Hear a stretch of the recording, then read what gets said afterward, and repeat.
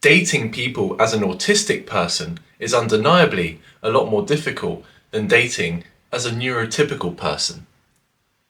You know, I have always tried my ways to date people ever since I was about 13, when I first got Snapchat. You see, it was the most popular new buzzing app back then. It wasn't all new, but when we knew the prospect that it was meant to be an 18 plus app, for sexting and stuff like that, everyone at that age gets intrigued. So we all hopped on, and then I hopped on the trend about a year after everyone else. And then I met new people on it. There were people from about 1 to 2 miles away from my school, the girls' schools, because I only went to a boys' school.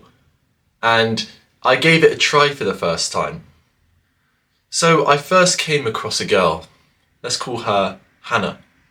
And I was texting her and I thought, is this love?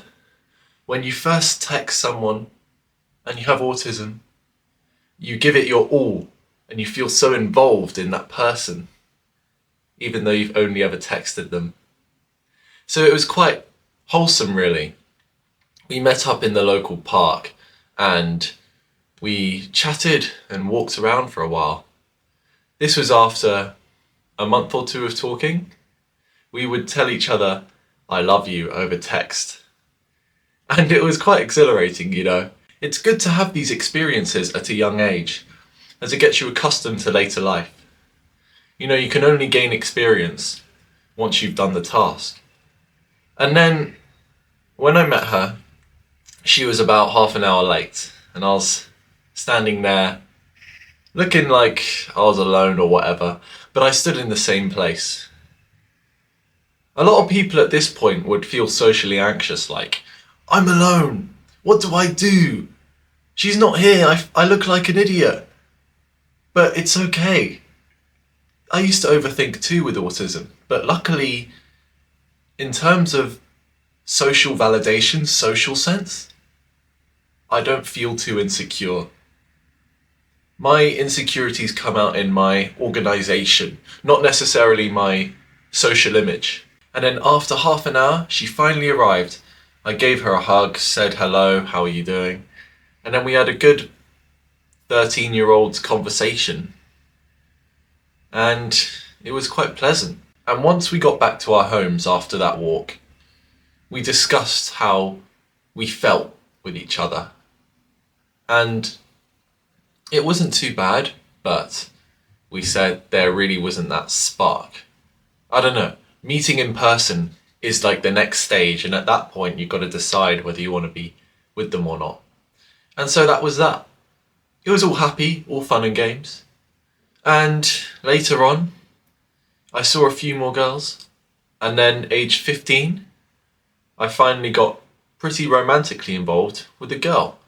As far as 15-year-olds get, right? We would spend our weekends at each other's houses, hang out, spend time, be close to each other. And that went on for about a month. And then it stopped, the spark just died down. And afterwards, because I like to do things perfectly because of my autism, I'm a perfectionist. I like to keep the slate clean. I don't want to have too many problems. I told her we'd meet up in person to finalise this. A lot of girls say, I hate breaking up over text. Yeah, because it's not really closure, is it? You're robbing yourself of the real human interaction element if you only break up over text. And so that's not really fair. So I met her up in the park, the same park I actually hung out with that first girl in. And I said to my girlfriend, thanks for the time being, but it's time we go our separate ways. And she was like, yeah, I agree. And that was all really pleasant. All the while, I have autism. So how did I do it? Because many autistic people develop their social skills late, and therefore their dating lives start later. So what holds you back? It could be a few things. It could be that you haven't reached that level of presentation yet, your style, your fashion, what kind of cologne you wear. Of course, it's not so important at 14, 15 years old, as long as you tick the basics off. But things change over time, including fashion sense, what's new now, what's old, and every year that changes. You see, when I was 17, it was cool to wear logos and have cool designs on the shirts and the leggings, whatever trousers you're wearing. They had to look cool, and you also had to have long hair, TikTok boy hair. That's what really worked with the ladies. But now we're adults. I'm 21 now. I'm bigger.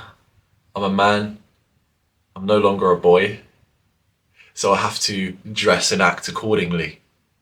Autistic people can sometimes be a few years behind in the curve. So when everyone's 13 getting into fashion for the first time, autistic people can be at the maturity of an 11-year-old. Therefore, they're 2 years behind the rest of the people.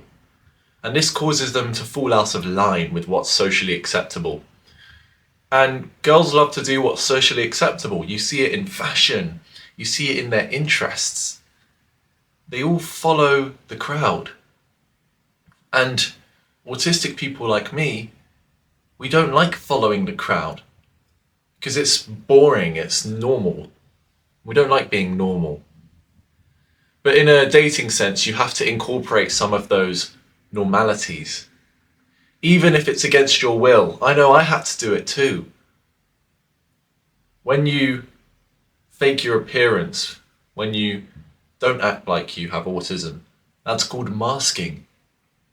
And in a relationship with a girl who's neurotypical, doesn't matter if she's neurotypical or neurodivergent, you want her because it's her.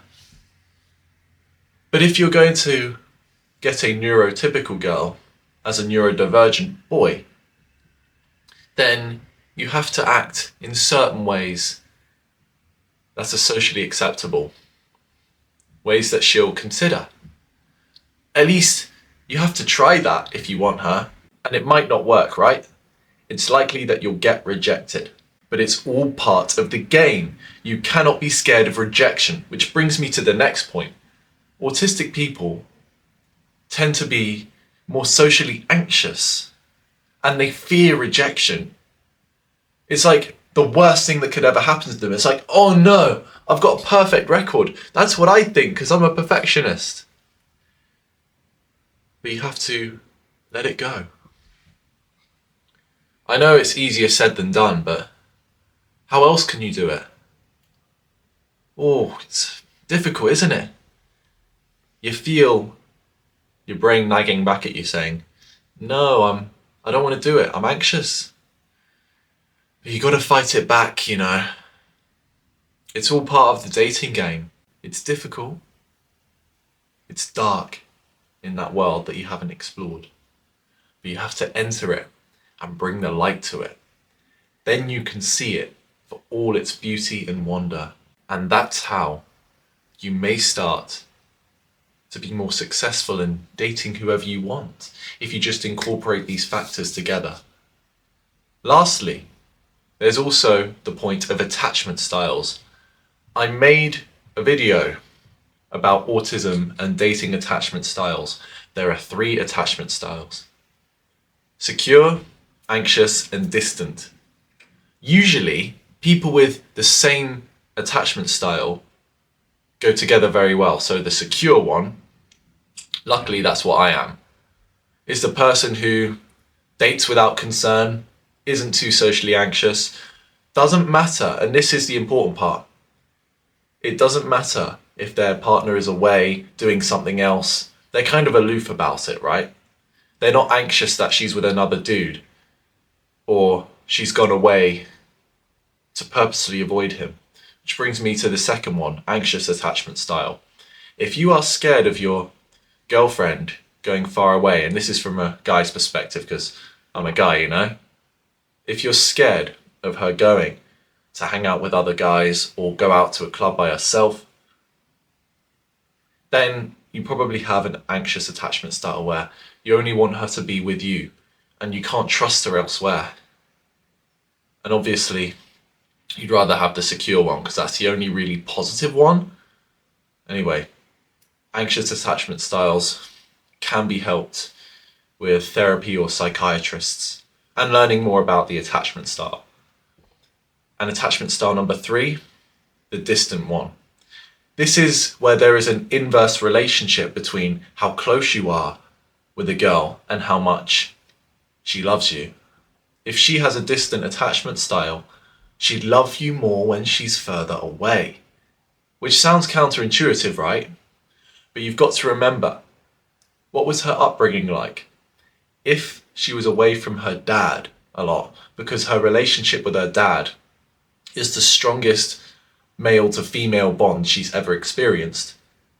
If he's been away on work trips or if he sent her to boarding school, she will think that love is being distant because that's what she had with her dad.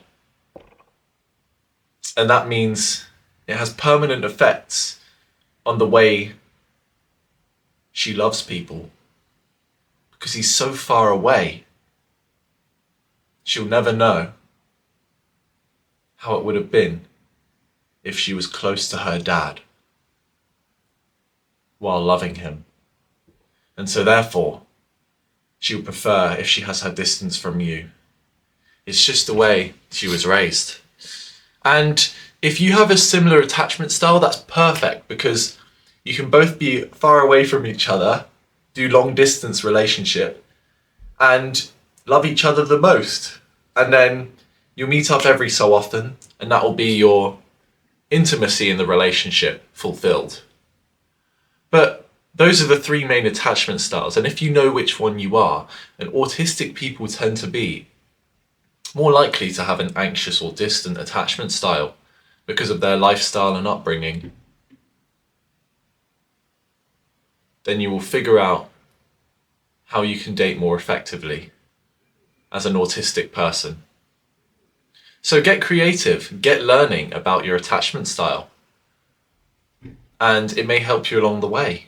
So all in all, don't overthink it. Just learn a bit about your attachment style and go straight out there and talk to some girls you want. You know, man, you're not alone in this.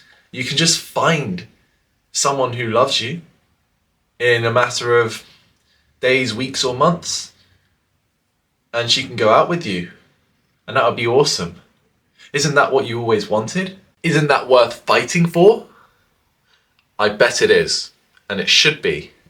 Because you should take dating very seriously, as it could pave the whole future of your life out for you. And I don't think anything is more valuable in the world than the relationships you forge and the children you have in the future. So next time you overthink it, think about the future and think about the prospects of having a family. And smile and work hard to achieve that future. Thank you so much for listening. I hope that helped you. Take care and see you in the next video.